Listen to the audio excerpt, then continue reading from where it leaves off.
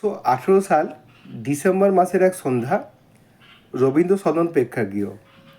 উপস্থিত দর্শক মণ্ডলী সবাই দাঁড়িয়ে আছেন এবং অঝোর নয়নে কাঁদছেন। মঞ্চে উপস্থিত আছেন সেই প্রবাদ প্রতিম বাঙালি শিল্পী, যার গল্প আজকে আপনাদের শোনাবো বলে এসেছি।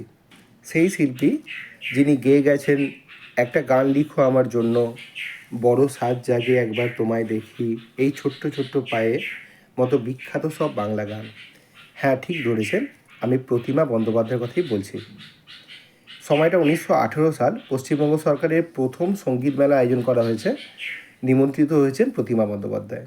সেই সময় উনি বিভিন্ন বয়সজনিত রোগের কারণে জর্জরিত, স্মৃতিশক্তি প্রায় লোপ পেয়েছে, হাঁটা চলার ক্ষমতাও কমে গেছে, গানও বিশেষ গান না। তো যাই হোক, ওনাকে ধরে নিয়ে এসে স্টেজে বসালেন। দুপাশ থেকে দুজন আছেন, একজন হচ্ছে সুকৃতি বোস আর নির্মলা মিশ্র। তো ওনাকে বসিয়ে দিলেন।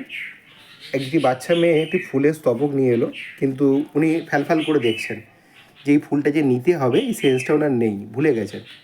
তো যাই হোক, সুকৃতি বোস ওনার বাঁ হাতটা হারমোনিয়ামে বেলোতে রেখে দিলেন, আর নির্মলা মিশ্র একটা কিতে একটা হাতটা রাখলেন।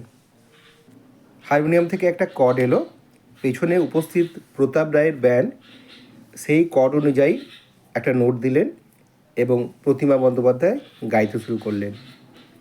কই গো কই গো কই, আমার বকুল ফুল কই, ছোট্টবেলার পুতুল খেলার সঙ্গিনী সেই বকুল ফুল কই।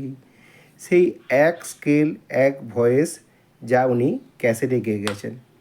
বয়স, রোগ ওনার জীবন থেকে সব কিছু কেড়ে নিয়েছেন, কিন্তু কেড়ে নিতে পারেননি ওনার প্রথম প্রেম, সুর, গান, ছন্দকে। নমস্কার বন্ধুরা, ধন্যবাদ।